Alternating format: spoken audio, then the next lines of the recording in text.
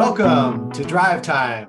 This is our very first recording for the 2021 season, and I am really thrilled today. Our team was brainstorming out the interviews that we want to conduct this year, and we learned so many good lessons last November when we did our first ever panel in honor of Veterans Day that we wanted to follow suit and do a special edition Drive Time in honor of Black History Month here in the month of February. So it is my pleasure today to have a wonderful panel, three representatives of UCLAAnderson right now, right here, two recent graduates and one about to graduate person. Today you're going to meet Jermeen Sherman. I'm not sure how the squares are on your screen. And in my view, Jermeen is here in the lower left, is a recent graduate from the class of 20, broadcasting to us from Los Angeles. And on my screen in the upper left, Jairo Mateo would have been the class of 19, and you'll hear in his story how he sort of evolved into the class of 20 and has just transitioned geographically all the way back to the East Coast where he started. So Jairo, welcome from New York City. And then in the last corner square in the Hollywood Squares, Derek Cox is about to graduate 5 months from now in our class of 2021.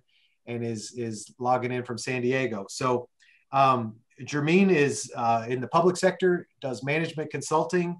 Jairo is transitioning out of aerospace into financial tech, FinTech, and just executed that career switch.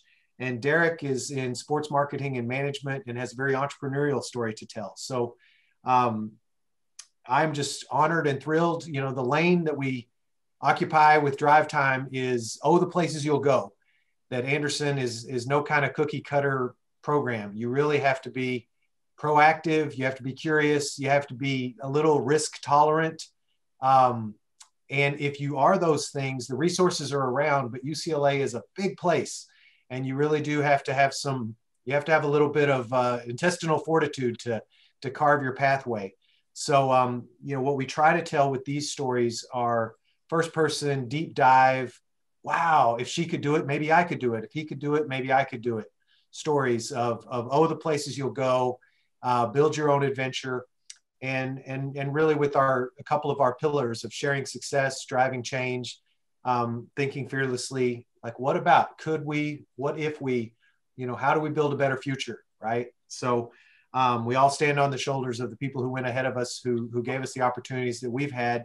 And with these Drive Time storytelling moments, if you bless us with your attention, we promise you, I don't pick just anybody. I have 900 amazing people to choose from. So I'm really appreciative, Jermeen, Jairo, Derek, I really appreciate you guys spending time together this afternoon. So what we're going to do is we're going to kind of tell you the before, during, and after, and similar to what we did with the Veterans podcast.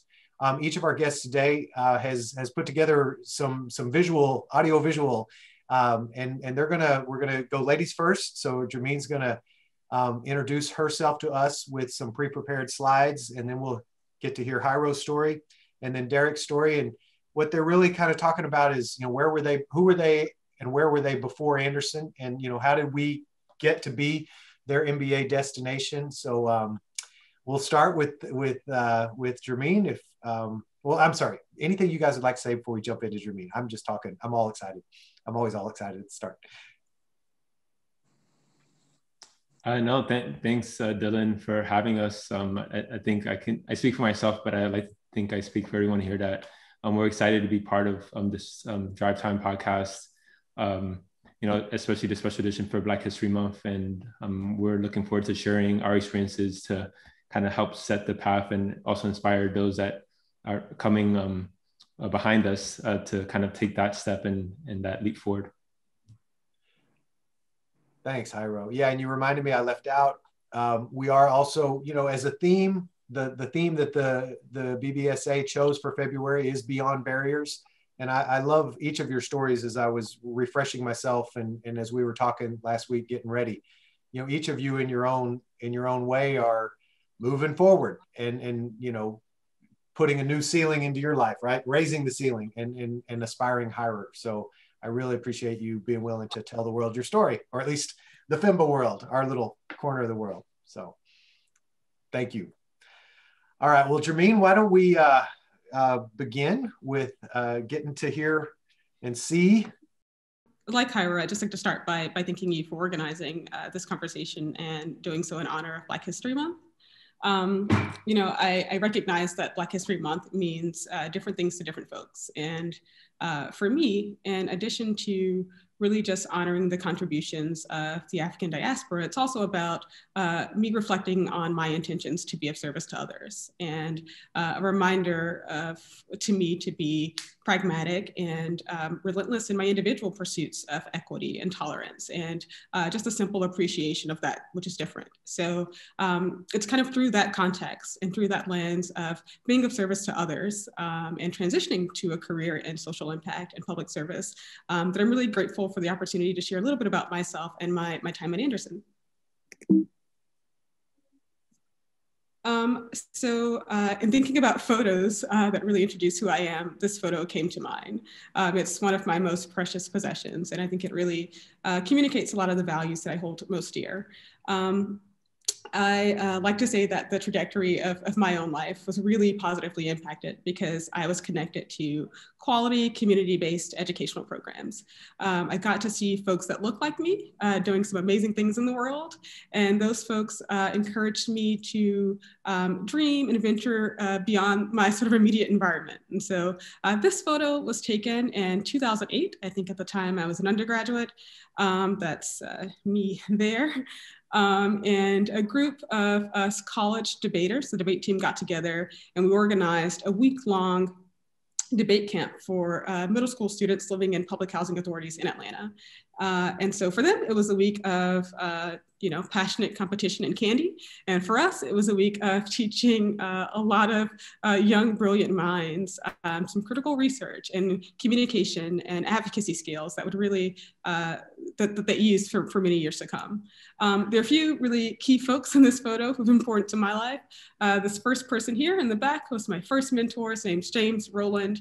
And he really taught me to think about community and advocacy and collective ownership models early on.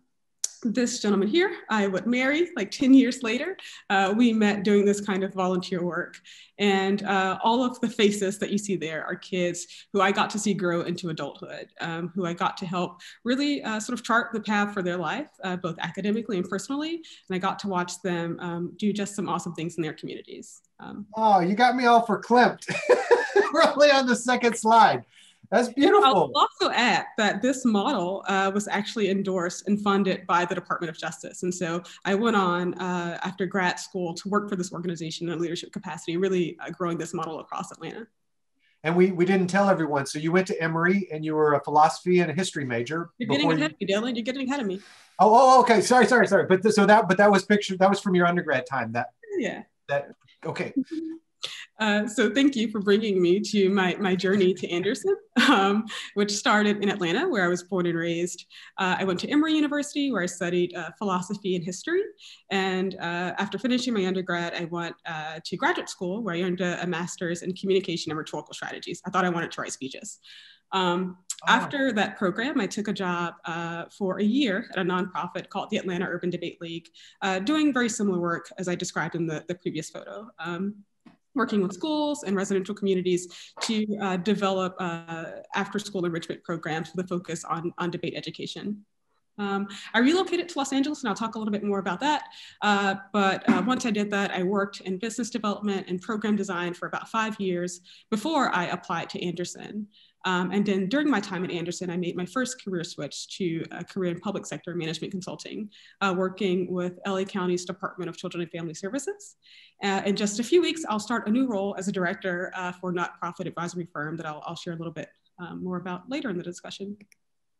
I relocated to Los Angeles because my partner at the time was getting a doctorate here in Los Angeles. He's at the other school, so I won't mention it. And we That's very inclusive. That's very inclusive. We got married in Hawaii shortly after I moved here. And I actually took a job on UCLA's campus as assistant director of corporate programs and corporate education at UCLA. So that's the continuing education arm of the university. And what's the pattern on your dress? That's beautiful. Thank you. I don't know. It was colorful and it felt right. Oh, I love it. I love it. It's bold. Thanks. Thank you for getting us started. You got me verklempt. I don't know. When you said he would become my husband, I was already loving the community picture. And then that's beautiful, right? If you want to catch a good fish, go where the fish are, or something like that. So thank you for sharing that start. So Jairo, broadcasting to us from his newly relocated home in New York City. Would you like to share your story with us? Yes, absolutely. So hi, everyone. I'm Jairo Mateo, and I am, as Dylan said, originally class of FEMBA 2019, converted 2020, which I'll go into in a second. And I'm currently associate director in the business transformation organization in DTCC, which is Depository, Trust, and Clearing Corporation here in New York City. So I'll move this out the way. So a bit about myself. I'm originally born and raised in New York. I'm the oldest of 4 siblings. This is my family here. They're all in New York. Never left.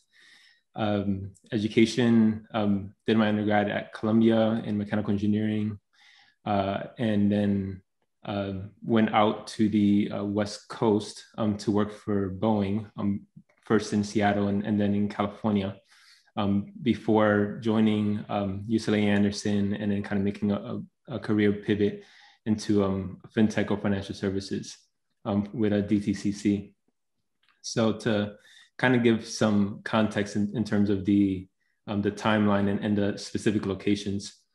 That's a good MBA. That's a good MBA slide. I like that. It's got some arrows. Yeah. Just kind of wanted to walk you through. As I said, started on the East Coast in New York. Wanted to try something different. Work for a respectable engineering company. Kind of put my undergrad to use and moved to Seattle, which is known for its outdoors. Great experience. If anyone ever has the opportunity to travel and go outside your comfort zone, which I think if you're looking at the MBA, that means that you are. I would definitely recommend it. Got to do a lot of my first out there hiking, camping, driving. If you're in New York, you'll know that many people out here don't necessarily have a driver license because you can get around pretty much everywhere in public transportation. So in Seattle, I spent close to 6 years there working for Boeing, various roles, product engineer and technical program manager, kind of where I was starting to develop those leadership skills and getting to work with cross-functional teams. Then there was an opportunity to move to Southern California because of them expanding the organization down there. And it was a good career move, not only, but it was also a good kind of educational, personal move. And what I mean by that is, I don't know if I ever told you that, but I was always kind of eyeing UCLA as kind of like my MBA of choice, which I'll kind of say, and I think you know this, for me, it was kind of like one of one. Like I only applied to UCLA. So I figured I was going to put all my eggs in one basket, but it was because I really knew what I wanted. Wait, can I interrupt for just a second? Yeah, just tell them. So I got to, because I met you at like Seal Beach or something. Yeah, exactly. So I met Jairo, when we would go on site to Boeing. So that would have been, if you were class of 19, that would have been like in 2015 or 2016. Yep. And then you got admitted in that summer, you put on a suit, and I may have the timeline, but you put on a suit, you came to campus and you took like the future business leader picture in front of John Anderson's statue there. Yeah. And you sent me that picture and I printed it and I had it in my office for like 6 months. I love that. Okay. All right. Sorry. I'm stealing your thunder. Darn it. Oh, I did it to Jermeen. Now I'm doing it to you. I'm going to shut up now and you please continue your great story. I know it's all good. I think Derek knows to expect it, so it won't be a surprise to him. No, but as I was saying, I moved to Southern California. Continued kind of working for Boeing full time, and I knew I wanted to go to UCLA, so applied. Got in, which was a really good experience. Got the opportunity. Somehow found the time to, in addition to full time work and part time school, to kind of have some experience in with a couple of startups.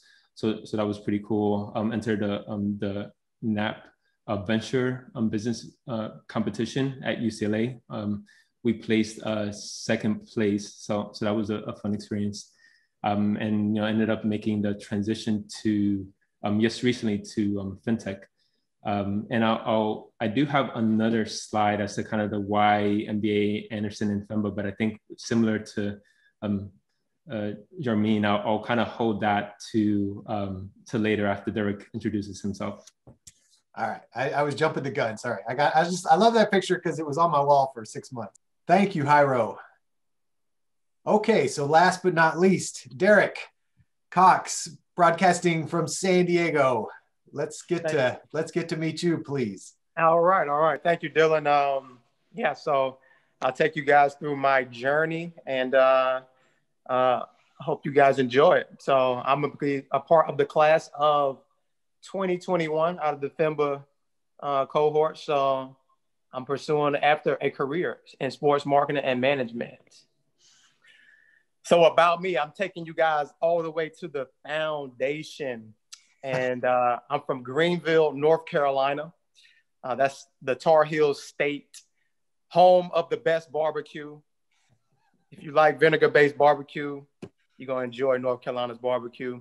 And I'm the youngest of 5 kids. And that's a photo right there of the family together. My dad isn't in that photo because he's actually deployed. He served in the Navy for 23 and a half years. And so in that photo, right beside me is my twin sister. I'm the little guy. Right underneath, right center underneath my mother. Aww. And I'm always proud of my parents. With this being Black History Month, what I'm always proud of with my parents is they've been married for 52 years. And so my dad was 19 and my mom was 17 when they had my oldest brother, who has the Gumby. He's got the Gumby high top, the fade right there that you see. That was in style back in the late 80s. So my parents, they stuck it out, and really, for my father, just as a Black man, being able to stick it out and keep his family together. I always honor him, especially on Father's Day, and thank him for what he did and the responsibility that he took on and stepped up, as a Black man and for the Black community. And so, I admire him for that. And as well, my mother as well, as a Black woman, while my dad was gone and deployed, and she's taking care of 5 kids. We had a 2-bedroom apartment. We slept many nights. I slept many nights 4 to a bed, a twin size bed at that, 2 at the head and 2 at the foot. And so Mom took great care of us, and she earned her living in education. She taught 1st and 2nd grade, so education was always important to her and to our family. And another thing I want to note just about the family, and with it being Black History Month, everybody in that photo, all my brothers and sisters, we all graduated from college. And I just honor my parents for that, for pushing education, and really showing us, the way to carry ourselves and how to stay out of trouble. So I really honor them for raising us right. The picture, that's beautiful. I'm just, Jermeen got me, now you got me. That's beautiful. So, thank you, Dylan. And the 2 pictures, in the one where you see me in the white baseball uniform, and then the one above it, and the one right beside it with me with the football, this is kind of giving you an understanding of much of my upbringing and, things that were a part of my life. And I really like the picture in the bottom right. And I'll zoom in on it because you might not be able to see. But as you can see, I'm the only person of color on that team. And I one of my heroes within Black history is Jackie Robinson. And it's also an honor to be at UCLA, where Jackie Robinson also went. So having him as a hero and a role model growing up, really, it gave me something to shoot for. It put purpose behind what I was doing. So when I would be in situations like this as a young kid where I'm the only person, that's Black on a team, this happened to me, plenty of times playing baseball, especially being the only person that was Black on the team. I realized at that time too that I was bridging the gap the same way that Jackie Robinson used sports to build a bridge between races and to break down cultural barriers. I was doing that as well. I was allowing, other people to experience a different culture, and I was getting to experience a different culture and helping bring people together. And that takes me up to, the picture where you can see me in my football uniform, the green uniform. That's my high school photo, which was, a great period of time where I was placed in a situation where you bring people together. And in high school, that was something that I was always known for because I played baseball and I played football. Football, we had more guys that were Black on the team. Baseball, not the same story, but I was able to bridge the gap. And so on the weekends, we would blend together these sports where, there's one predominant race in one sport and another predominant race in another. I was able to fit into that role of building that bridge in between those two or different races, much like Jackie Robinson was able to do it. And that's somebody that I look up to as a hero, and I thank him for what he's done. And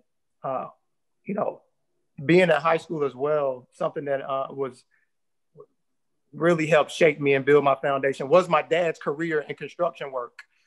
So he helped our family, move forward and strive forward from his work in construction. He had his own construction company, and every summer we worked with Dad in construction, and that was a part of it. It was like football practice and then over to work with my dad, and we were on the job site, until the end of the day, and then it was back to football practice. So when I was in that green uniform, and that's me with number 21 on, when I was in that green uniform, that was much of my existence at the time. But all these experiences helped lead me into William and Mary, which is where I went to college. And that undergrad experience at William and Mary was one that I find my greatest memory and greatest accomplishment, occurred while I was at William and Mary. And I stand by the accomplishment of being able to be a team captain for 2 years. So my teammates nominated me my junior year as a team captain, and they nominated me my senior year as a team captain. And I look at those 2 years where I got to serve, as the captain of the team as just an honor, because during that stint where I was in that position, I was only going after it because I had a care for the guys. There was a love for my teammates, and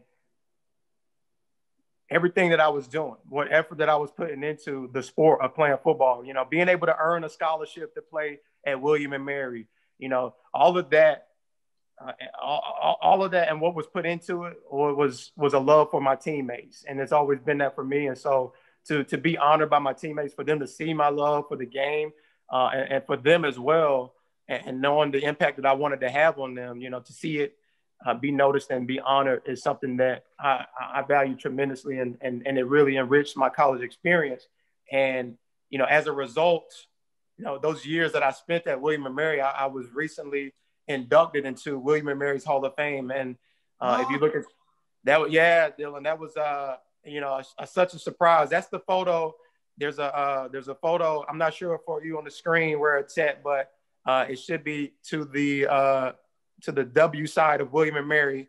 If you see it right to the side of William & Mary, that picture at the top corner, there's me and 4 other people arm in arm looking and taking a photo.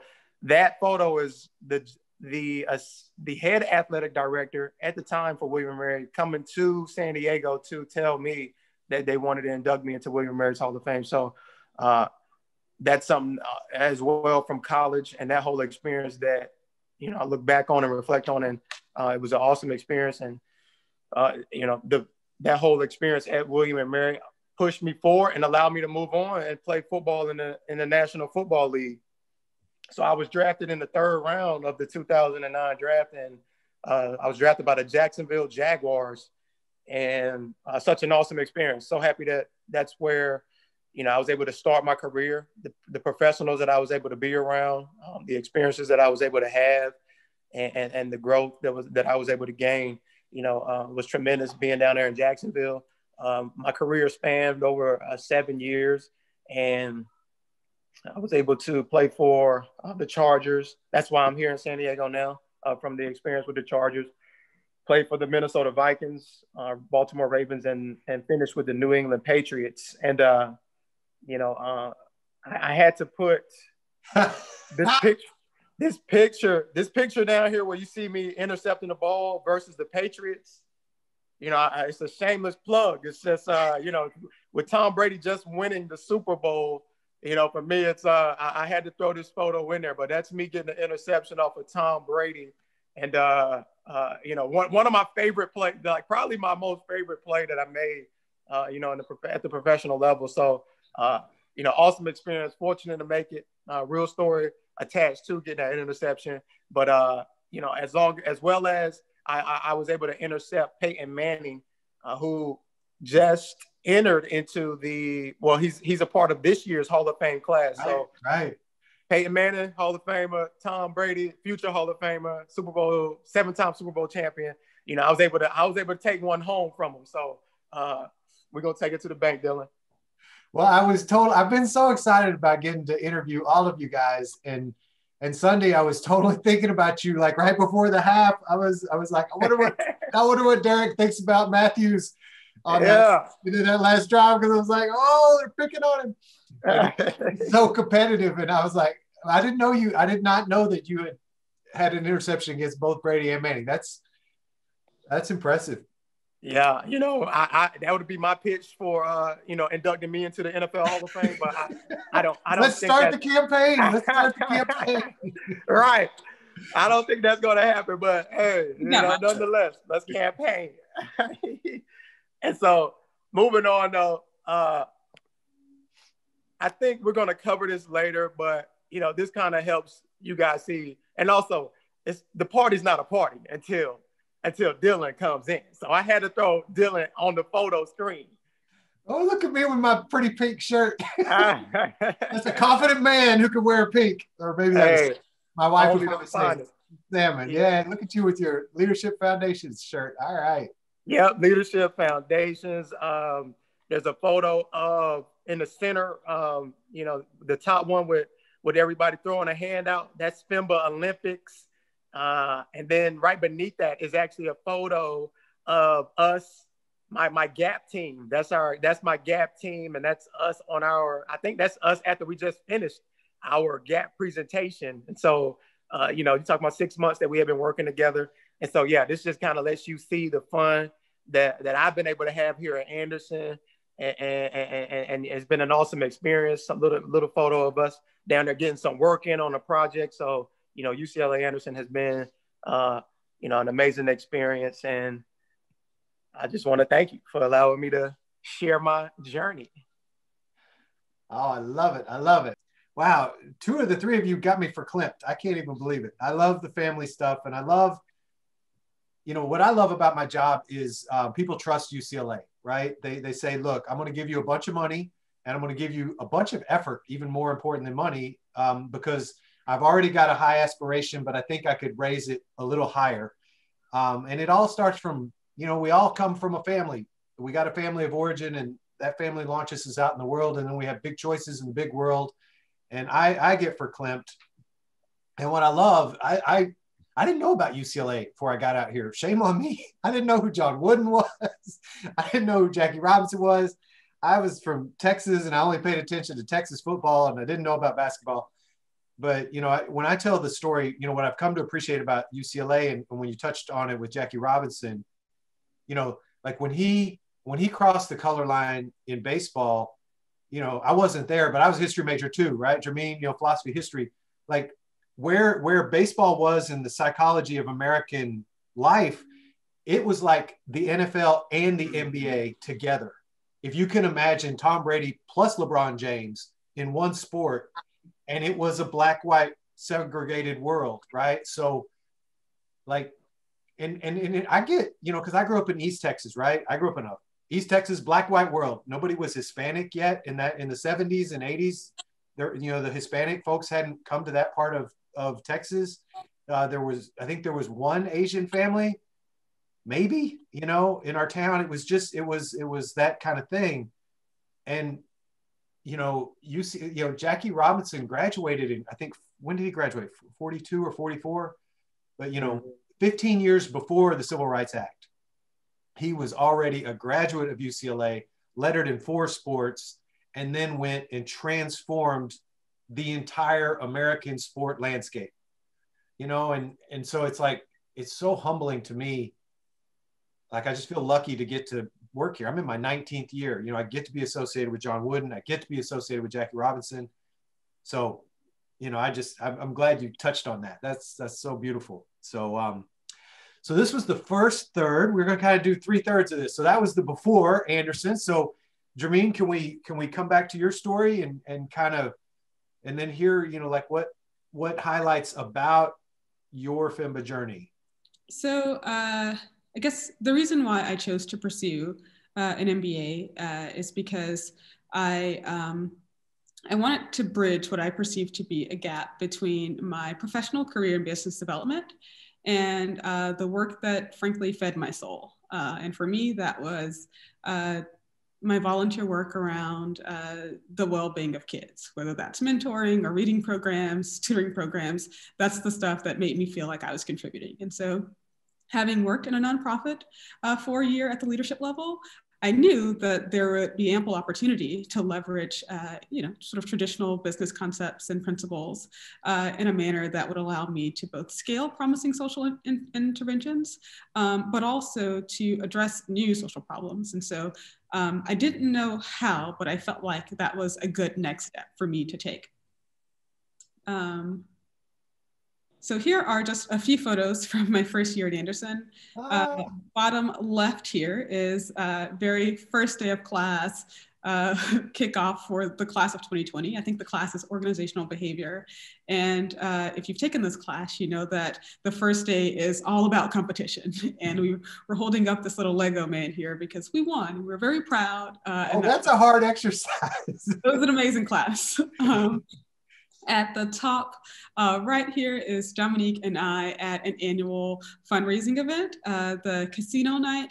If you haven't met her, she is just the epitome of Black girl magic. And I encourage you to listen to her feature on the Drive Time podcast. I think it was done just earlier this year, but just an amazing, brilliant woman. Yes. Yeah. And then the bottom right photo that you see here, I think we were supposed to be working on some cases. We were tired and we needed some sun and drinks, and it was a great day. Nice. Looking back on my time at Anderson, I think that I am most grateful for my participation in the Net Impact Student Club, more specifically the Social Impact Consulting Challenges. This is where I got an opportunity to really work with mission-driven organizations to address real problems in the way that I thought added value to folks' lives. So here, taking a lot of my classroom learnings and business principles and watching that play out in real time. One of those collaborations was with an organization called New Star Family Justice Center. It's a domestic violence prevention and resource center down in Hawthorne. And you see here in the picture, the black and white shirt, it's the CEO. Had an opportunity to work with her to execute a community a needs assessment to refine parts of their strategic plan, really focusing on a more sustainable growth strategy and identifying more sustainable funding streams. Also helped her to think about just a new service delivery model. You'll see here in this photo, you've got a sheriff there, and that was because we really wanted her to think about co-locating support services from lots of different organizations to make it easier for victims of domestic violence to really access those support services. So that was an experience that really kind of helped me to build my confidence in doing this kind of work. And I decided to make my first career transition. I believe it was at the start of my second year. And I decided that I wanted to work in child welfare. Through the Career Center at Anderson, so shout out to the Career Center team, I found a fellowship through an organization called Foster America. It's a national nonprofit that recruits folks from really diverse industries to lead systems change work in child welfare jurisdictions nationally. So I believe there were 18 of us selected nationally, and I got to work with LA County's Department of Children and Family Services. My charge initially was just to work on sort of improving outcomes for transition age youth. These are kids who are about to age out of foster care. So this is where I got to think about like how we leverage social impact funds and looking at like homelessness mitigation strategies. Really got to just prototype a lot of exciting work there. And after my fellowship, I was asked to stay on as a special assistant and our chief of staff for the #2 for this agency. And that role was a little more administrative, but it was helpful for me to understand just like how robust and difficult it can be working in government, and just lots of learnings. This role actually brought me back to UCLA a bit, and that UCLA, the Pritzker Center funded a research project that a colleague and I launched in South LA, which is a traditionally African-American neighborhood. We really wanted to encourage human services providers to think about how we design programs differently. And for us, that meant giving a group of foster kids cameras, encouraging them to go out into their communities and to document experiences of their built environments. And from there, we developed captions, we'd blow those photos up, and we'd host an exhibition where we invite local political leaders, advocates, you name it, and really sort of develop a community declaration that influences the way families who receive services want to receive them. That work was a little bit interrupted by COVID, but I'm really grateful for the Pritzker Center for funding my research there. Another experience was just amazing was the capstone project that we all go through, GAP or BCO. In my case, you got some photos here of my team, just sort of continuing with that theme of really wanting to work with organizations who are focused on something a little bit more than just profit. We worked with an organization, a business called Medifab.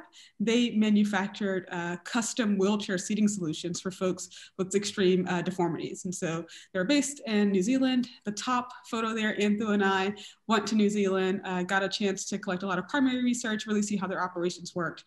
Amazing learning experience. It was also one of the first times where I got to see the rub between, bringing a product to market and doing so in a way that really maximizes, profitability, and building a business that just does good and gets a product in the hands of folks who need it, who perhaps can't pay for it. So a learning experience really helped me to sort of think more critically about how I want to show up and how I tend to make decisions when I'm in a place to do that in my own life. And if they were trying to market a specialized medical solution for people with extreme compromised bodies, would they have been in a for-profit mode, or were they going to be funded by government? How were they even trying to, what's the market for that type of medical device? It's a little bit of both. And a lot of our research was to sort of figure that out. What we learned terminally, and what kind of, when I talk about the rub, the thing that kind of didn't sit well with me was that the decision maker isn't the inpatient. It isn't the person who uses the chair. And maybe that's because they are not vocal, but it's usually because of these special relationships with therapists who need to recommend the solution for the patient. And so oftentimes there are different incentive structures that are there so that therapists prefer one brand over the other, or even just like the whole Medicaid payment scheme is also just, depends on where you are in the country, the kind of service that you get. That was a little bit of the tension that we had to work through. Yeah, thank you. No problem. The last thing I'll mention, and just because I enjoyed it, was I got to spend a few weeks in Cape Town for a study abroad program. I think the largest picture on the screen, so bottom right here, and the one just above it, I got to visit Robben Island, so had an opportunity to tour where Mandela spent so much of his time. Really got to learn about just a lot of thought leaders that have been impactful in my life. Certainly some music, great friends that I still connect with today. And the photo in the center there is a change management class. And those are all the classmates I met while I was there, and they were so kind to let me take this photo to commemorate our time together. And the bottom there is me standing at the Cape of Good Hope. That was a great day as well. How long was he? Was 26 years imprisoned, I think. I think it was 24. 24, yeah. Wow. What was that like to get to visit that? Ah, man, like so many emotions. You kind of feel crazy, right? Like you both want to like cry and be sad, but then you just celebrate the like perseverance and just like what kind of person has that kind of in them that you survive, and to do so in a way that's so beautiful. That's like, he was kind and still just incredibly the ultimate optimist. So yeah, it was a whirlwind of emotions. Thank you, Jermeen. And Jairo, did you have slides for this part, or were you going to more talk us through? I suppose I'll just show the last slide I had. Jermeen, next time we do this, I'm definitely going to give you an action item to do my slides, because this isn't fair. No, great slides. So to talk kind of the why MBA, why Anderson, why FEMBA before I go into like what I did here. And just to kind of give some background on the picture, Dylan, I think something else I didn't tell you, this was actually on a SuperSaturday. So for those who are listening who don't know what a SuperSaturday is the day when people come in to conduct their interviews, for the application that are kind of invited.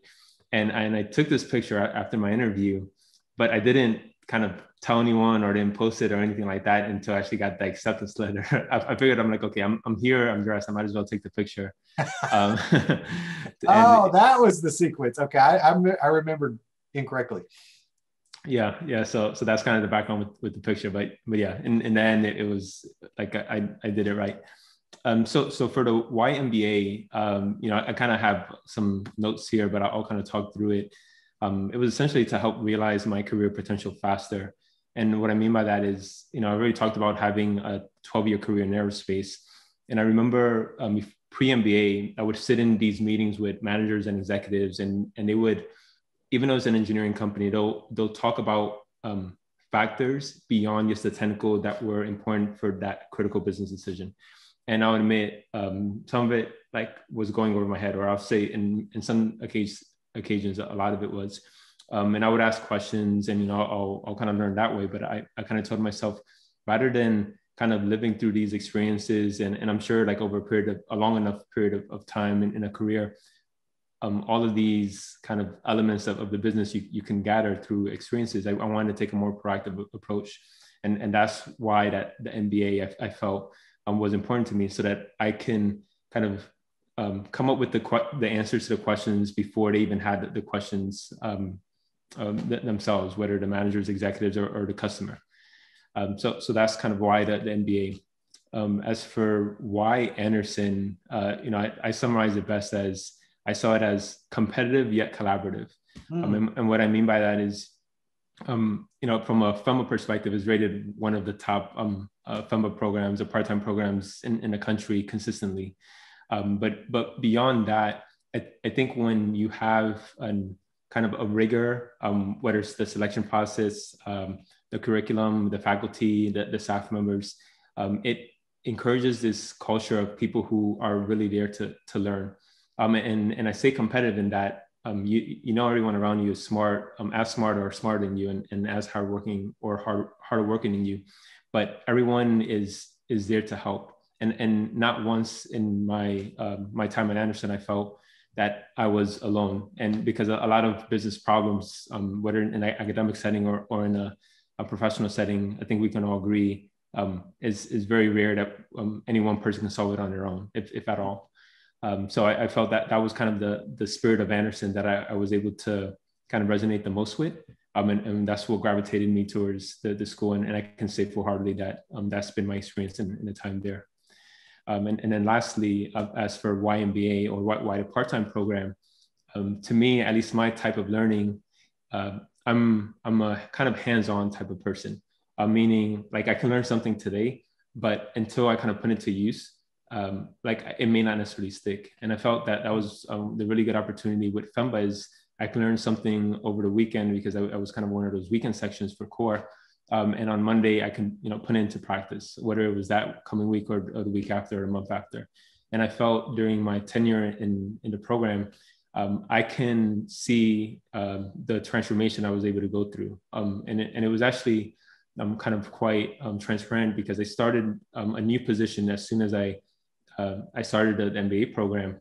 And then as the kind of the years went on, or the tail end of the program arrived, I realized that I was more proficient.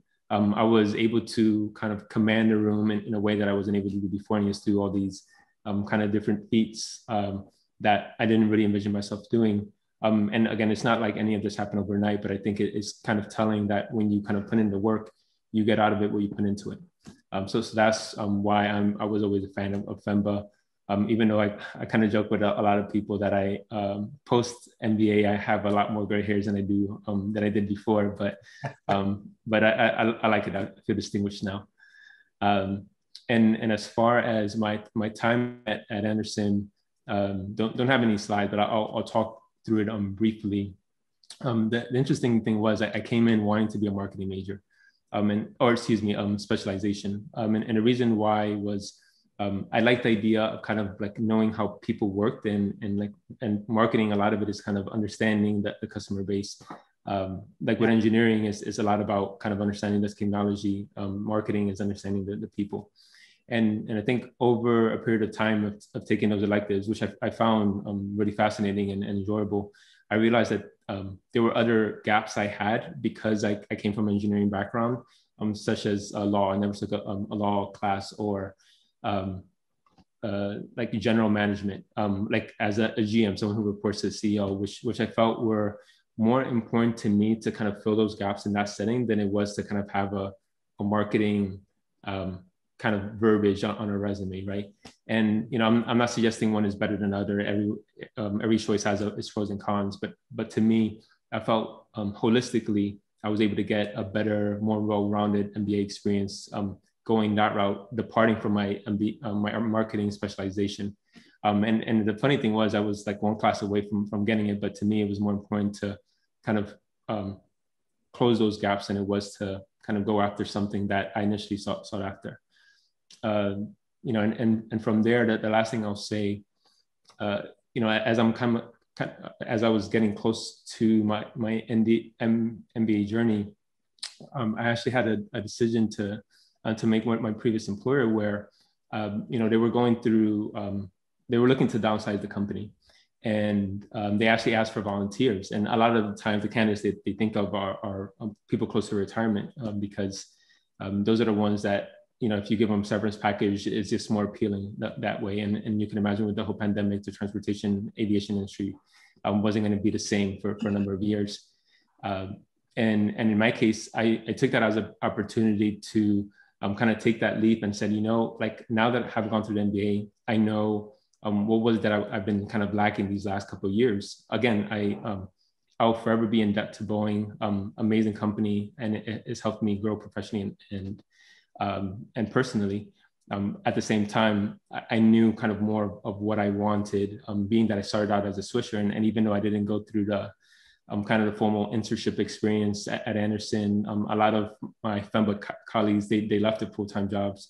One, I won't say his name because I didn't get his permission, but he quit his job, went to work for Facebook as an internship, and then he was able to get a full-time position, right after graduation. I didn't do that. So I kind of took this leap of faith, left Boeing. And I some people say finding a job is a full-time job on its own. And, kind of 6 months later, I was able to actually get a number of offers, both of them in New York, for both great companies. And I selected the one that I felt was a better fit. And today that's largely why I'm now in this new role in the FinTech space in a city that I love and close to the family. So, and all of that I owe to Anderson, because I can say wholeheartedly that pre-MBA Jairo would have never left the company in the middle of a pandemic without having a job lined up. But post-MBA Jairo did, because I had the confidence that I'll land on my feet. So thanks for that, Anderson. I like that phrase, pre-MBA Jairo, pre-MBA or post-MBA Jairo. It's good to take a moment and reflect, and nothing lets you reflect like leaving an employer relocating across country, you know, just when you told me that it was not only a good career move, but it also let you get back closer to family. That's great, right? Like, and that's the build your own adventure part of FEMBA. You know, only you know where your heart is, right? And choosing, having, my grandfather said, you know, it's good to have choices. It's great to have good choices, and having good choices in front of you, and then having the ability. And I've still never had more than one job offer at a time. I'm always jealous. I was so jealous in my MBA. All the people had multiple offers. I was like, I want to be like you when I'm grown up. I got one offer and I took it. So congratulations. Right offer. That's what matters. Yeah, that's it. Yeah. I think that's the best. I think that just have one is the best, because if you have too many, you're like, man, did I make the right decision? So give me just one.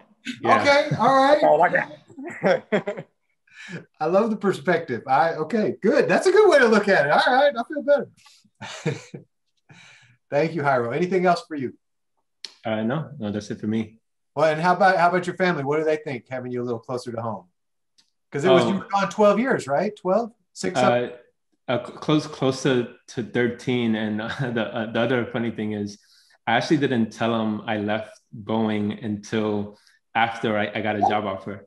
And the reason for that, and some people understood, and some people kind of gave me a hard time for it. But I will say, it's because I didn't want my parents to stress, you know, because I think when you're an MBA person, it's kind of, I won't say it's common, but it's more commonplace than other environments.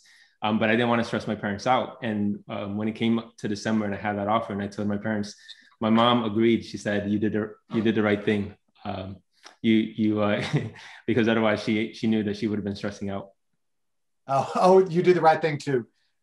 Delay and waiting, telling them. Yeah, no, but otherwise they were ecstatic. They were very happy that I was coming home, and not home. I'm not living with my parents, but in the same city. Yeah, but East Coast, West Coast, you're a whole lot closer. Yeah, awesome. Yeah. Thank you, Jairo. All right, Derek, third leg of the relay, bringing us home. Tell us about your Anderson journey. Yeah, so the why MBA. No slides for it. It's quick and easy, and I can be straightforward with it. And you know, for me, playing professional football, that experience while I was playing, it really opened up my desire to work directly with the athletes and on the representation side, like from the agent side. And so, from my experience, I just felt players could have a better experience with their professional career from the standpoint of what they get involved with off the field and opportunities that they take advantage of off the field. And from I have no problem with my agent. I think he was where he was because I was one of his first clients. I was actually his first client to be drafted into the NFL. And so, yeah, that was, so he had an understanding about how he wanted to represent, and the relationship is great. But I look at it and I say, you know, there's a real good opportunity to serve players a better way. And I look at business school as being that way of serving them better, because most agents, they go and they have a law degree. And I think that's credible, of course. Obviously, you're doing contracts and you're negotiating, so you want to know aspects of law. But I look at the business side of it and I say, well, business, I can learn negotiations. Matter of fact, I'm taking negotiations right now as a class. So, you know, I'm like, okay, I can learn how to negotiate and read contracts. There's business law. So these are aspects that, hey, I can gain that same, learning experience from an MBA standpoint. But what I like about the MBA is now I'm treating the athlete as a business, not some legal case. My mindset is on, okay, I'm going to service this client as a business because he has an opportunity. That's what he is, first and foremost. He's a business, and the NFL is taking full advantage of that business to get them more business. So I'm like, well, let me leverage the player's, status and his ability to be marketable to create business for him. And that leads me into the why Anderson. And, you know, one thing I like about Anderson is the shared success. And Dylan, I shared with you the example the other day for me that really drives it home about Anderson being a place of shared success. And so real quick, I'll tell the story. This was in the fall. This was just recent. This was back in the fall, and you know, I had a conversation. You probably know the name Richie Chang. Oh yeah, yeah. Everybody knows Richie. So Mr. Networker, right? And so, you know, Richie, me and him were just talking about what I'm trying to do and what I'm getting into. And you know, Richie was like, you know, I see you have the football experience, so there's probably ability, yeah, for you to be an agent, but do you have the agent experience? And I was like, nah, I don't. And he was like, okay, you know, that's what you have to work on getting is the agent experience. And, you know, from him making that statement, not long after that, maybe 2 weeks, I'm not even sure, but another one of my classmates is in a Zoom meeting, and it's for the Sports Business Association. And he's like, he asked me, he said, you know, hey, where are you at? You should be in this meeting. And I was like, no, I didn't know about it. And he was like, yeah, man, we're interviewing this agent, Audiatar. And he used to be a UCLA student. And he said, you know, I'm gonna make sure I'm gonna record a video and I'm gonna send it to you and you need to watch it. And he was like, and they have an internship. You need definitely. He sends it over to me. And this is out of nowhere. Like, and you know, the buddy that sent it to me, he's a part of my FEMBA 2021 class. We're in the same, you know, the same group. And, but it's not as if, you know, we've been hanging out on the weekends. We talk regularly, you know, it was really like, this was out of the blue. And he's like, you need to see this and you need to watch it. And you need to apply for the internship. And so I said, okay, cool. So I do everything, watch it, apply for the internship. He's like, don't just apply. He was like, you need to hit up the head agent too on LinkedIn, send him a message. So I do that as well. And all in all, what happens is I land an internship with Paradigm Sports Agency. And, you know, this sports agency, if you're familiar with combat fighting, they represent, their biggest client is Conor McGregor. And so, you know, just having that experience on the resume for me is like, wow, that's tremendous. And that's the shared success part that I talk about with Anderson, where it's like, hey, I wasn't even looking for the opportunity. Who knows what I was doing? I wasn't even looking for the opportunity. It just fell on me. And I think that that's what you want when you go to any institution and the people that you're around. And that's the quality of people that you have at Anderson. Even when I was sharing recently with a student that's trying to get into Anderson right here, you know, this winter, you know, he shared with me, he was like, yeah, man, I communicate to some of these other students at other universities and they don't even respond back. You know, I send them a message on LinkedIn, they won't even respond back. But he was like, everybody at Anderson that I reached out to, he was like, they've reached back out and I've been able to speak to them. And I was like, that's what you get. You know, that's what you get at Anderson. And I've been a recipient of that as well. So, you know, the why Anderson, it's clear cut. And for me, it's very simple. And that shared success is the main portion of it, which I've been a recipient of and happy to receive. So that's my story. Well, I love your story and I love the connectivity and, you know, like, I think part of, you know, how do you humble brag, right? Like if it's a class of 275 or 300 people, you know, a kind of a typical FEMBA class and everybody's got their own, you know, they bring something to the party, they earn their seat, they have a right to be there, you know, and you want to meet everybody. And Jairo and Jermeen, if you don't know, so Richie, during Leadership Foundation, Derek's year, Richie just decided he was going to meet every single person in his class during Leadership Foundations. And he had a little list, and he wrote them all down. He literally like just, I mean, he was just super proactive. He just created this game for himself. And he was actually helping us check roll. Do you know this person's not here? And yeah, we know that person had a, you know, something happened. They couldn't come, but he was actually like making sure we were on our toes. So, you know, but that idea of like, how do you introduce yourself in a room where everybody is really high achieving? How do you humbly introduce yourself, not to be obnoxious, but to be remembered? And I love how you say, this is not like your first circle, you know, this is not your fall quarter year one study group friend. This is just somebody who knows, oh, I know Derek is doing sports management. His little spider senses went off and he had the, you know, awareness to call you, and you had the stop, start, change adaptability to say, you know, all right, you know, you point me in the direction, you know, oh, okay, I'll ping the guy.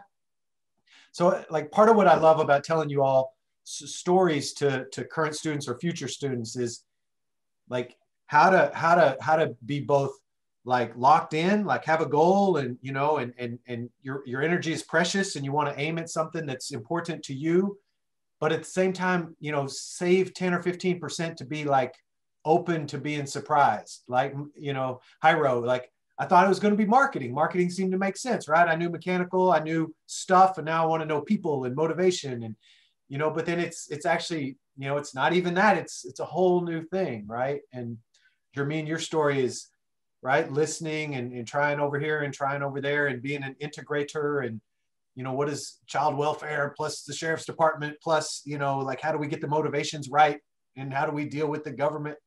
So I just, that part, if I could just emphasize anything from the story so far, it's like staying open and being generous, like, and sometimes, you know, sometimes you're helping somebody else fulfill their dream, like by being open, but that's all good. Because if there's a lot of that happening around us, you know, that's what we're here for. It's like, come on, UCLA, I'm trusting you, you know, show me a bigger version of a future, you know, pre-FEMBA Jairo, post-FEMBA Jairo, you know, like the pre-MBA me and the post-MBA me, and help me get that trajectory.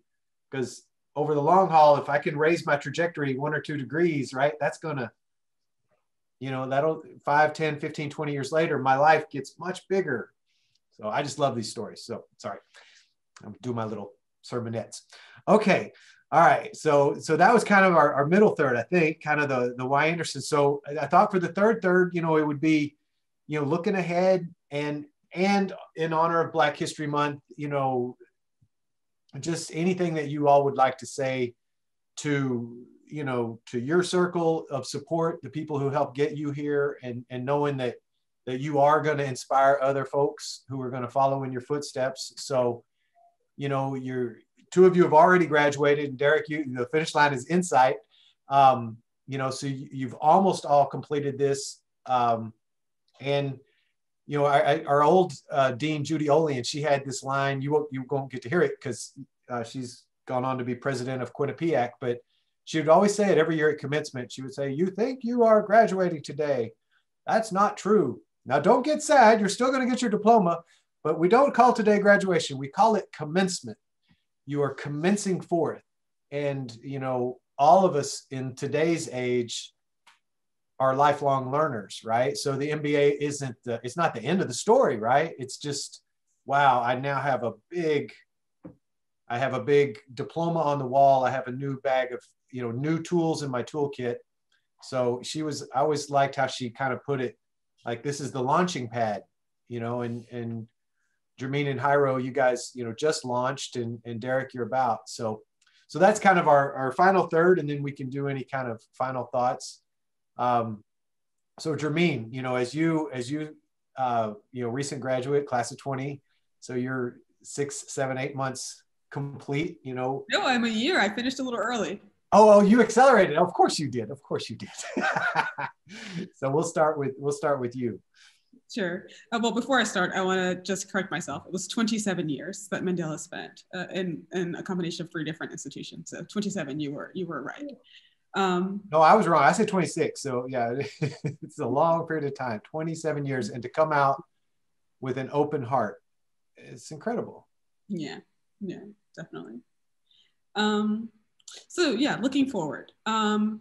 My next step, I recently left my role with the county a few weeks ago, and in a few weeks, I'll start a new role as a director at a nonprofit advisory firm called Third Sector Capital Partners. It's got offices in Boston, DC, and San Francisco, and their work is really just around accelerating the country's transition to outcomes-based contracting, looking at how human services provide services to communities and incentivizing them to do so in a manner that really sort of achieves the intended results. So I'm really excited about that role.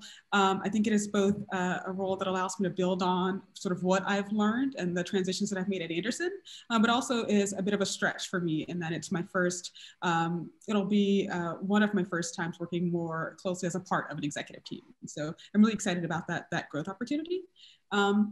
What's also next for me is just thinking more intentionally about how to become a thought leader in this space. I am working on a publication that I'm really excited about, but also just thinking about how to make sure that I'm creating opportunities for people to do this work in human services and to make sure that those folks look more like the communities that we serve. So that's kind of what's on the horizon for me. There was a second part of your question. Was it about folks who? Well, I mean, in honor of Black History Month, or anything. Yeah, kind of speaking directly to the generations who will follow in our footsteps, I guess. Yeah.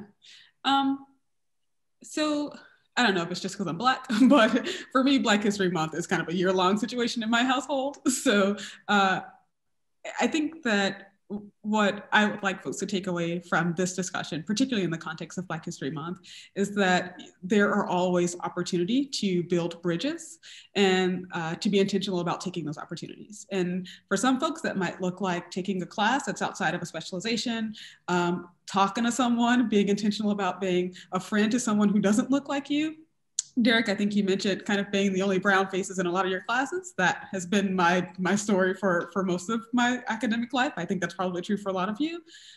So just being aware that like there is a pressure that comes with that, whether it's said or unsaid, right? Like there is a comfort in being around people who share common experiences, who might understand how your airflow works, right? Like that was not my experience. And so I think that if folks have an opportunity to just build bridges, to just try something new, to just get to know or be receptive to someone who thinks differently, I just encourage them to do that during your time at Anderson, because you'll certainly have the opportunity with such a diverse student body.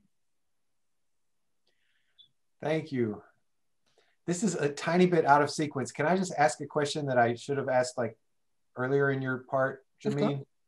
Because I just realized because I'm so sort of, I guess I'm probably, my focus is Black History Month, but it's much more unique to come from nonprofit and earn an MBA.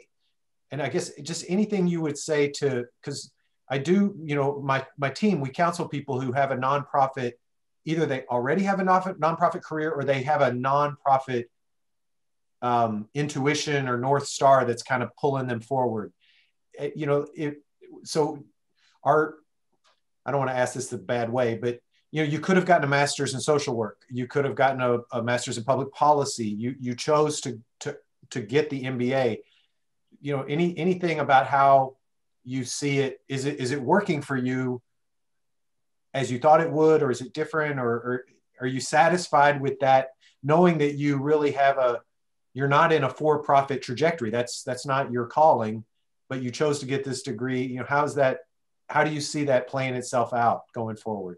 Yeah, that's a really good question, and one that I took a year to really think about, because to your point, I looked at a lot of different programs and almost matriculated into a public policy program to your point. For me, it was sort of twofold. One, I needed to consider the return on investment, considering that I already had a master's, and I felt like an MBA got me a little further than the other degrees.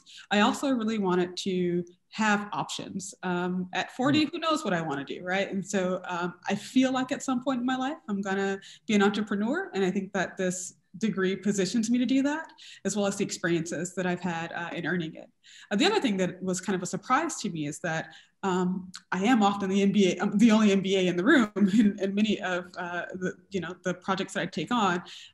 And while sometimes it means I get asked to do the stuff that I kind of don't care about, right? Like the finance, the business process mapping, it's helpful for me that I at least understand it and can oftentimes talk about like efficiencies in a way that people don't necessarily think about, right? Like human capital.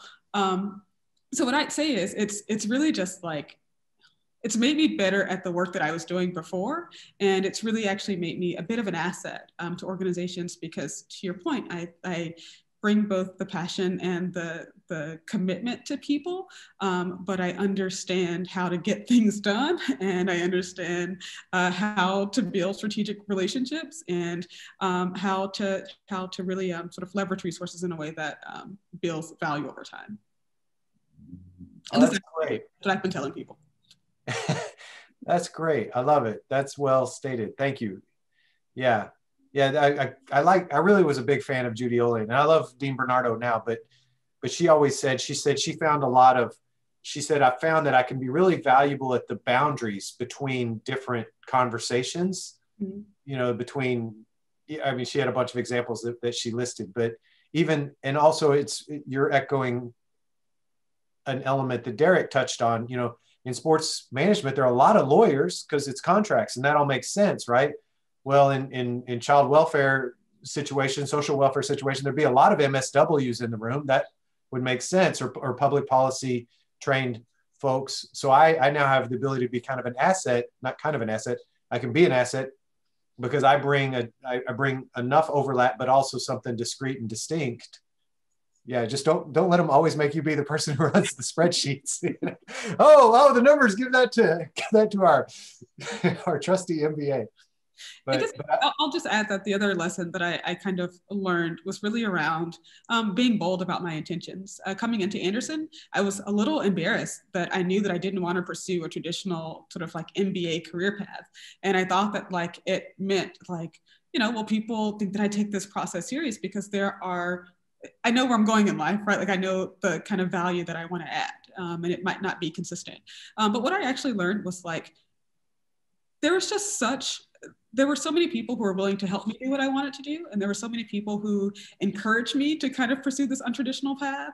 And I really just learned to be incredibly bold about what it is that I want to do, saying that in classes, asking for curriculum that was more aligned with what I wanted to talk about, suggesting case studies, bringing examples from my work. And it just made for a more enriching learning environment. It also helped me to identify like-minded folks in my classes that I would, do GAP with and other learning projects. So yeah, I would just say if you are doubtful about what it is you want to do with the MBA, just be super bold about it because there's someone who wants to do it too. Oh, I love that. Yeah, there's some advice for folks, right? Like, because nobody knows who you were before. Like, you can reinvent yourself here. It's totally an opportunity to just try on some new versions of myself. What about the bold Dylan? What about the bold Jermeen, right? What, like using this almost as like as a trial balloon or a test run, an opportunity to experiment. And, and I like where FEMBAs are in life. You're still young enough, you got plenty of energy, but you've got a couple dings and bumps, and you've been in the real world enough that you get like, oh, there are constraints, right? I can't just change everything in a day.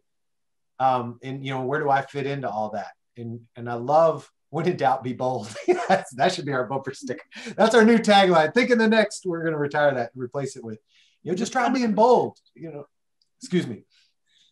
And finding your tribe. I like that idea too. Like when you, and I'm going to quote all these old deans, but Dean Osborne in his interim year, he said, all the MBA programs are challenged to really consistently empower people to find their voice and to recognize power, how power arises in organizations, and how do you kind of identify it and channel it towards your projects and such.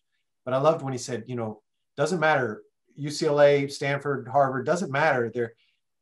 For each of us to find our voice, And, you know, it's like when you say just be bold, I want to say, well, what's your secret sauce, Jermeen? Because, you know, it's like telling a shy person, you know, just don't be shy, right? Like what if you're in a situation where it's like, okay, Jermeen, if you're doing your self-talk, it's time to be bold today. Like, how do you bring bold to the party? What's your access to bold? So a couple really cool women in my life told me, don't leave a room without getting what you need. And I remember that. So for me, it is a conversation in class. If I've got a question, everyone's going to hear it. If I don't understand it, we're all going to learn it again. You know, it's quite an investment that we're all making. But also, you know, you don't want to look back and regret not taking opportunities. I'd much rather just go for it. And the worst that can happen is you are where you were before, you don't understand, or it didn't work out, but at least you tried. So those words really resonate with me, primarily because I am a woman and I've been in lots of rooms where I've seen women not do that. And in some cases, it's like, I stand out anyway, right? Like, why not just be bold about it? So that's what I tell myself. I'm going to take that into my life. I'm going to tell that to my two sons. You know, like, we get good artists borrow and great artists steal. I love that. That was such a killer quote. What was it? Don't leave a room without getting what you want. Don't leave a room without getting what you want, or don't leave a room or a conversation without getting what you need. With what you need. Okay. Oh, what you need, which is distinct from what you want. Yeah. Oh, and the value of, you know, find a mentor, you know, find somebody you respect and ask them for guidance, you know, like be learning humble, you know, like, I still have a beginner's mind. I don't know it all. I learned so much from Gonzalo. These folks I get to report to, you know, like, they're like Energizer Bunny people for decades on end. You know, so I'm like, well, I should probably take a page out of their book, right? Like, because, you know, working in university life, it's a little bit, you know, it's people stuff. So you're never done. There's always more. So, you know, how do you get your executive presence, and how do you get your executive level energy and carry that forward? Awesome. Anything else, Jermeen, before we? No, that's it for me. Thanks so much for just letting me be a part of this conversation. I only wish that I had a chance to meet Jairo and Derek in person, that our time overlapped a little more. Yeah, well, I got the three chapters here. So, well, thank you, Jermeen. Thank you. All right, Mr. Jairo. Yeah, sure. So I'll go through my look ahead, something about Black History Month, and I'll kind of tie it to sharing success. So my look ahead, you know, I'm kind of like living that now, because I just, like, this new position I just started, I'm on my third week.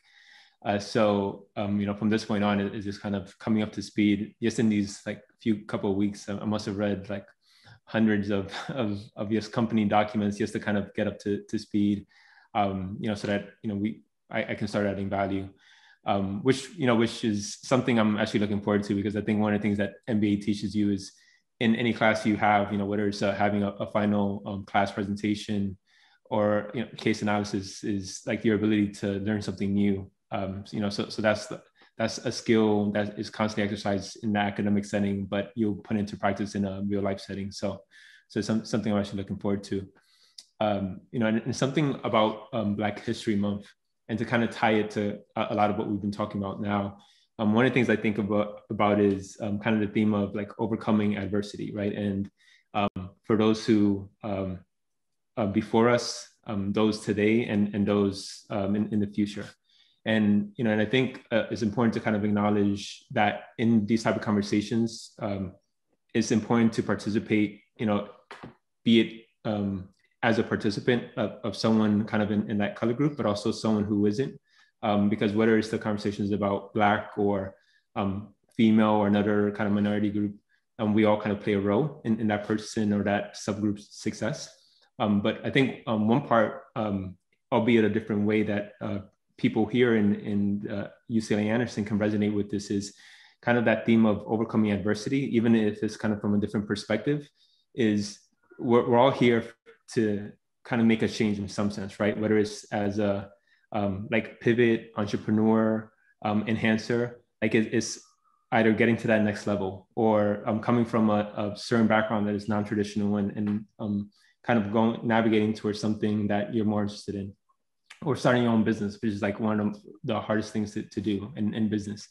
And just kind of having that belief in yourself that like you are good enough, right? And I know it sounds kind of corny or cheesy, but one of the things that someone told me in the beginning is of the MBA is don't necessarily go for courses that you like, but like don't go after courses that you think you might like or not like, but look at the professors that are teaching it, because sometimes whether it's those really hard professors that are going to push you.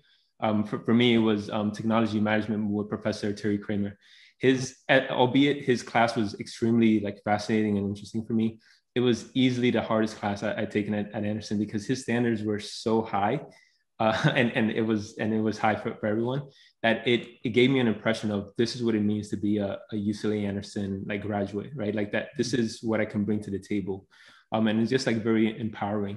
And the last thing I'll say is, I think my first year, after I did a bunch of networking, I understood that a lot of people came in with these expectations of what they wanted to do with their MBA or where they wanted to go, and they kind of changed that. And I remember talking to someone in admissions, Christine, and I asked her, how do you feel when you read all these essays and then you talk to the people and it's like, something different, and you're like, do you call them like liars, in their face? And obviously I was joking, but she said no. She said, and Stan, correct me if I stand corrected, Dylan, but she says what admissions and what the faculty looks for in the student body is the potential to go from point A to point B, and whether B is fixed or changes doesn't really matter. It's just knowing that they have the potential and eventually to be in a position to kind of add value to the Anderson network. And I remember I remember that throughout my career, and that's part of why I didn't feel bad about kind of abandoning that marketing specialization, or the fact that,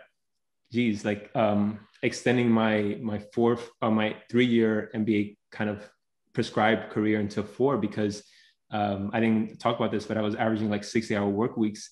And although, yes, I could have done two courses a quarter, I felt like I really wouldn't be getting the most out of the MBA, because yes, that kind of MBA diploma is nice, but I think it really speaks to something else when you can get in front of a person, they cannot know anything about you, and you can just make an impression, right? And then and I think a lot of that is what networking is about.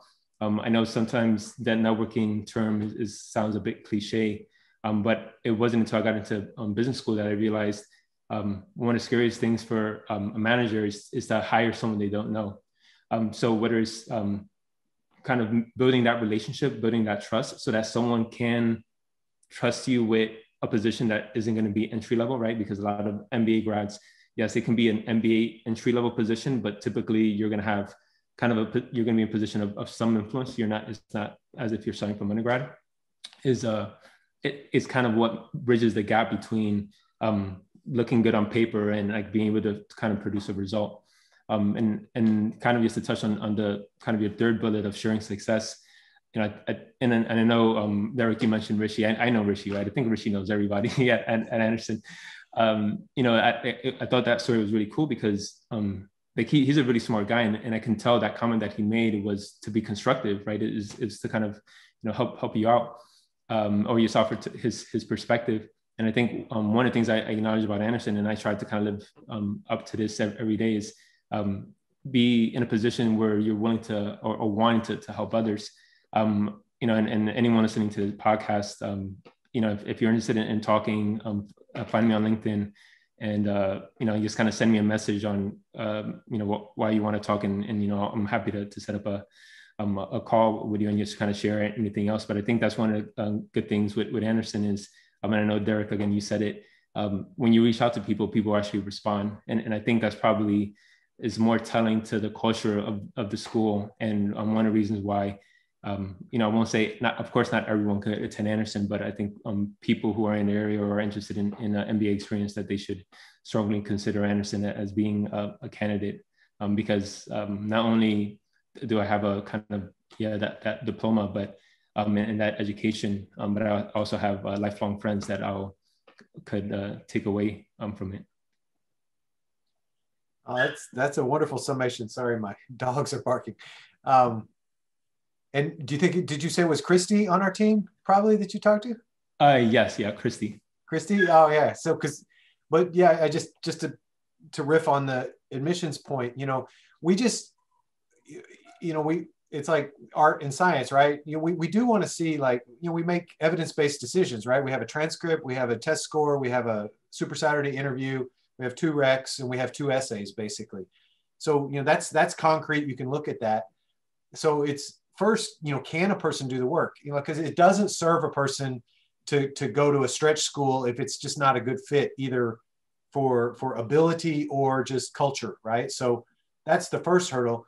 But then the second hurdle is very much, it is like a hiring decision. Like you said, one of the most difficult things to do is just to hire someone cold, because you're bringing this person into your team environment, your team chemistry, your, forming, norming, storming already established world. And are they gonna jive with that, or is it gonna be a mismatch? So it's always like, can a person do the work? That's a baseline. But then, do they want to come to UCLA? Do they want to contribute? And again, to quote another dean, but Judy used to say, Dylan, my job is to go hire great research faculty. Your job, my job is to take care of research and teaching. Your job is to go find learning, people who are, not done yet. Like, there you are, Jermeen, you already got a master's degree. Well, how about another one? Like, let's, lifelong learning. But if you put great research, teaching, and practical, the non-PhD faculty, you appreciated Professor Kramer, the MBA faculty, Sussman, and the faculty like that, in addition to the PhD research faculty, but put that great education and experience in front of the classroom, and put a half circle of excited learners in the classroom, and that's where you get great chemistry. And yeah, so Christy was spot on, and I love all my team members, but Christy, when you get over the hurdle with Christy, her husband is a FEMBA graduate and her brother is a FEMBA graduate, so she suffers no fools. I've just been doing second reads all week behind Christy. I'm like, come on, Christy. I think this person's good. It's like, nobody's good enough. Not I don't want me to say that accurately, but sometimes the first readers have this, no one's good enough to date my daughter kind of thing. Like, yeah. Like, but we're all a work in progress. There's potential, so that is it, like, and that for you, obviously you've already changed, but for anybody, like, oh my God, change, like what you say in your admission essays is hopefully your honest, accurate, best thinking at that moment. But, it's almost like we didn't do our job if you aren't, challenged to change your trajectory 2 or 3 times seriously during business school. Like, you don't want to go through this, on, like, that's the part, leave 10 or 15% to be surprised, like for Derek's story, to answer the nudge, right? He got a nudge. Hey, here's a thing. This is a little, this is a thing, throw your hat in the ring, and throw your hat in the ring with some gusto. Do a little LinkedIn stalking, go find that hiring manager, let them know, or find the CEO, let them know you're interested. So yeah, I just appreciate all of that, by way of people who are going to follow Jairo, like, okay, wow, I could move across country. I could get into a new thing. I could be closer to my family. I could let go of the safety of aerospace. Cause yeah, you could have jumped ship and gone to Lockheed or Northrop, right? But you didn't, you're swinging for the fences, right? You're taking the risk and being confident enough and comfortable enough to trust yourself to rewrite your narrative, and then kind to your mom. Yeah. Don't tell her till you got the next thing lined up. No unnecessary stress for mom. That's a good thing. Anything else, Jairo? No, that's just me. Thanks. Thank you. Well done. All right, Derek, bringing us home. Thank you, Dylan. Yeah, I appreciate it. Everything that everybody's shared, and it's really put me in position to. It's helped. It's added to my perspective, on the topic as well, and everybody touched on some key points, and I'll probably be saying the same thing. But when I just look at the position that we're in, I think it puts us in a good position for you know, being role models. And, you know, I look at my older brother, and he was a big role model for me, you know, and he opened up my eyes to, you know, possibilities. I had no idea what a scholarship was when I was 13 going into high school. And the only reason I knew about a scholarship is because my brother, he received one to play football at East Carolina University. He got a full scholarship. And so that became my goal in high school. And it was like, man, you know, if Big Brother can do it, then by all means, I can do it, because I sleep next to this guy. I know what I know everything about. So if he can do it, I can do it. And, you know, we're in that same type of position where, you know, for us and people of our skin color, we can open their eyes up to opportunities that they can achieve. And, you know, when we think about, sometimes in culture, we think about being Black, you know, it'll get relegated to what car you drive, how you dress, what music you listen to, how you talk, what food you eat, who you hang out with. And, you know, I think that those things, they kind of muddy up what it actually means. And I just recently had the thought that, like, being Black is about the advancement. When you can throw something out there, a marker for others to hit, to where they're advancing for people that look like them. And everybody sitting on this panel, that's exactly what we're doing. You know, you can go back to your high school and say, like, oh, I do this, you know, and you know, my high school, and I don't mention this to, like, you know, I mentioned it, just my high school wanted me to come back and speak. And I was like, no. I told them no. I said, I don't want to come back and speak until I have my MBA. And that was simply because, you know, sometimes in the Black community, that's, you know, what I did is what we're known for doing. You know, playing sports and being good at sports is sometimes what we get known for doing, and being entertaining. And I was like, you know, no, when I come back, I want to say that I have an MBA, so that when I'm speaking to the high schoolers there, I can give them something to shoot for. And that can be my message. Hey, I didn't have to go back and get more education. I had enough. I had enough to continue going, but I made a decision to go back because I believe that education is important, and learning is important. And that learning aspect, you know, carries me right into, you know, what you were just saying, Dylan. And I'll do this in closing, you know, just with, you know, how thankful I am, you know, of Anderson. And you mentioned that you guys are looking for learners, and it really makes sense to me. I almost look at Anderson as like real estate developers. You know, a real estate developer, he doesn't go buy the property that's developed. He's like, he has a vision. He's like, I can see what this can be. And every person that comes through Anderson is a piece of real estate where y'all look at us and y'all say, I can see what he can be. And it's not about this stuff in the past. It's like, no, I can see what he can be. Not there right now. She's not there right now, but I can see what they're going to be. And so we're willing to invest in them. And having this experience at Anderson, because I was like, you know, I was like, am I gonna get in? Like, I'm retiring from football. I don't have the job. Like, am I gonna get in? But I'm thankful to Anderson because they didn't look at me and say, this is what he is right now. Like, they're looking at me and seeing what I can be, which gives me encouragement, which gives me hope and the desire to continue to push forward. So thank you. Oh, well, my pleasure. Yeah. And, you know, I'm just and I'm back on the scholarship and, you know, your brother's pathway and following in his footsteps. And then you got a scholarship and you got to be a 2-year captain.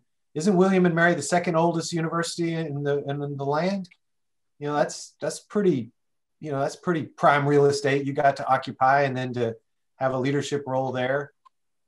That's cool. And, you know, and like I looked at I mean, you know, I fall in love with unicorns, and I put your picture up during Leadership Foundations because we don't have very many NFL football players. And, you know, my team's always yelling at me, "Dylan, quit. You're always highlighting the unicorns." You know, I'm like, I like unicorns. I think unicorns are exciting, you know. But, you know, I think to myself, like, your human experience, right? The NFL, the not for long league, right? You know, it's a full contact sport that you know, your job, and, you know, like, how many of us want to have to, like, have people talk about how we did at work on Monday morning, you know, like, and to have agents, and then you weren't 7 years with one team. You had to adjust yourself to multiple teams, right? So, like, I look at the kind of, let's get the band back together part of admissions is so exciting, because it's like, what will it be like for an engineer from Boeing to be on a team with you, and vice versa? And then what would, you know, and if we had a woman from nonprofit, like what would everyone learn from each other? Because I think what's interesting, you know, there's not one way to solve any business problem. There's an unlimited number of ways, and there are best practices.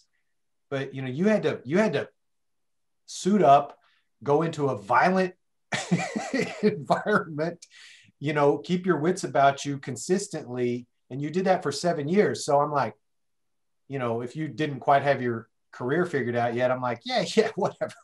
You know, career's look what he's already done, right? Like, and what the program could offer to you, and what you could in the world of grit and perseverance and perspective, and like those lessons you only learn standing in the bright lights, like maybe you could give some of that, right? Like, and like, you know, and so, and when we get inspired by each other, if we're willing to be generous, both in the giving and the receiving. You know, my mom says, like, Dylan, you got to receive also. You can't just try to give all the time, because if everybody was only given, then who would ever receive, right? Like, we got to be in the flow. So, yeah, so those are some of the themes that I hear. But, you know, yeah, I mean, all of you guys, thanks for saying yes. You know, like, that's the part about admissions. It's like, you know, everybody thinks we're like, sometimes people turn us down too, right? Like, it's a weird dynamic, right? After you get admitted to Anderson, then it's like, well, am I actually going to go? You know, and so people get cold feet for all kinds of reasons. And the word that's, you know, the two words for me during COVID have been trust and compassion, right? Like, just trust the journey. You know, nobody gets hurt riding the roller coaster except people who get off before the ride comes to a full and complete stop. So just trust that, you know, our world is going somewhere. And then compassion, right? Like, it's hard for people. You know, Derek, you got a 6-year-old. I got an 8-year-old. You know, 6 and 8-year-olds, they're not supposed to sit in front of Zoom all day. They don't have the attention span for it. And I'm like, trying to be a good dad, trying to be a good husband. We're all sharing bandwidth. I kicked off my 13-year-old. He hasn't been able to do he hasn't been playing video games for the whole time we've been recording, you know. He's having a meltdown probably. He's in a 12-step program for video games, right? Like, who knows? None of us have ever been through a pandemic before. So, you know, that's the short and immediate. You know, I mean, we do live in a post-George Floyd world.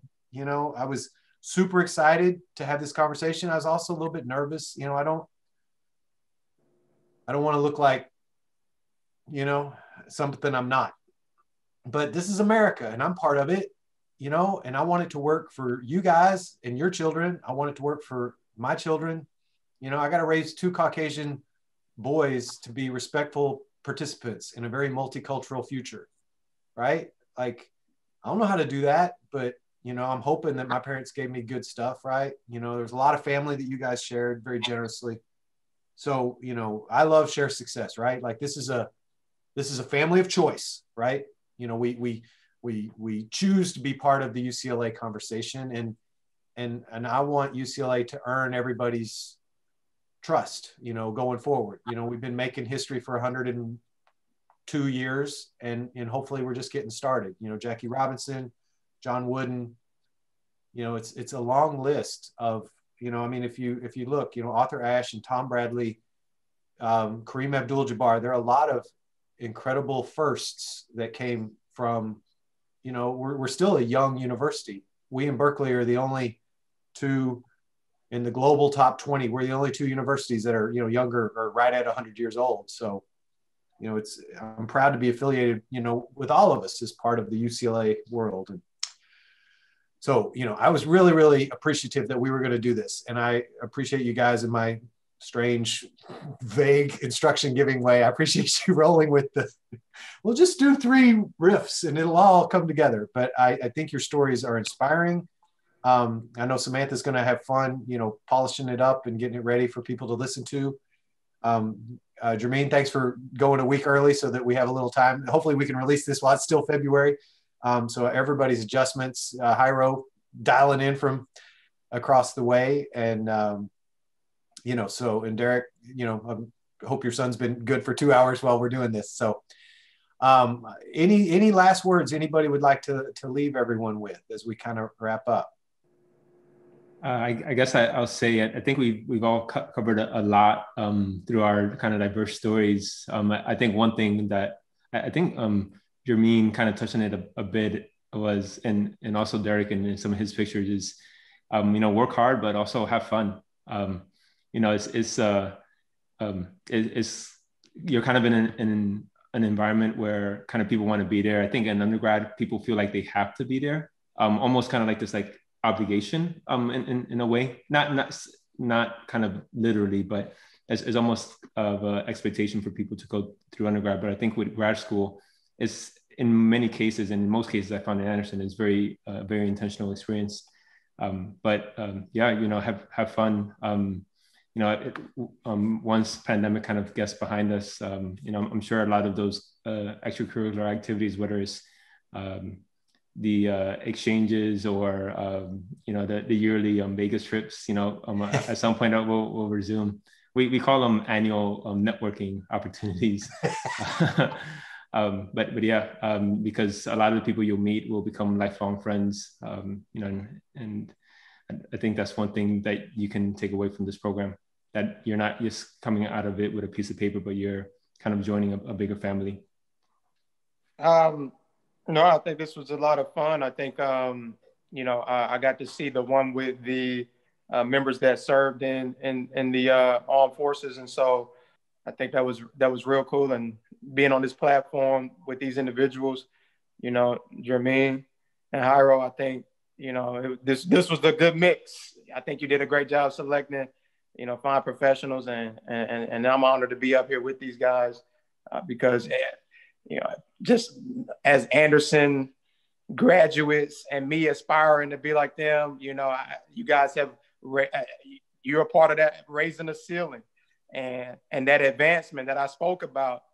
That's what you guys are doing, and it gives me that desire to push and complete this thing. So not that I need a lot right here at the finish line, but people that get to hear your story and get to listen into what you guys have shared, I think is going to give them a lot of energy and motivation to finish this thing, and to, for those that are considering it, like to know that, hey, I can do it. If they can do it, I can do it. So thank you guys for, your commitment to completing this and finishing the thing out. So that's it for me. I'll actually go a little bit of what Derek said. One, I just appreciate the opportunity to get to meet peers, and I'm happy now that I have 2 more people to root for and whose careers to watch. So I'm grateful for the opportunity to connect with both of you. I also realized that I hadn't really reflected on my time at Anderson very much. I kind of always got them going on, you finish and you move on.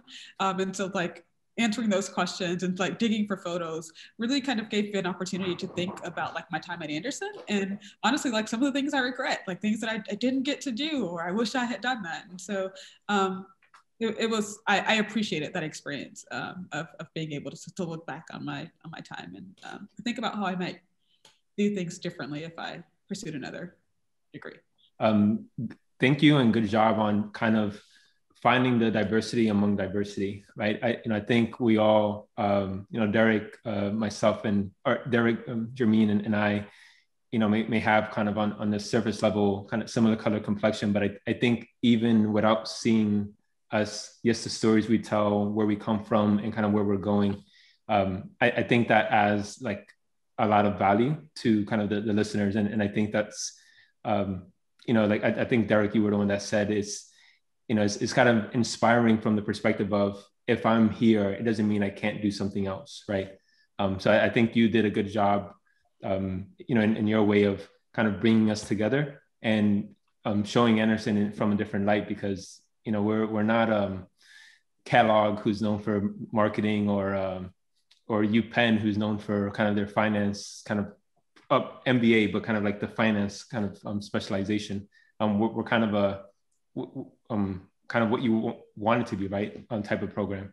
So, and I think this is kind of a good example of that 3 people from 3 very different backgrounds were able to kind of find their way and, and kind of, achieve their goals. So thank you for bringing us together.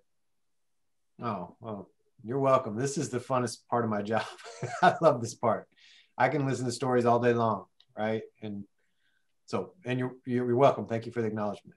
Well, thank you all, Jermeen Sherman, Jairo Mateo, and Derek Cox. And this is Dylan Stafford, and we are representatives of UCLAAnderson and UCLA and the fully employed MBA program. And we are honoring Black History Month, and we appreciate your attention.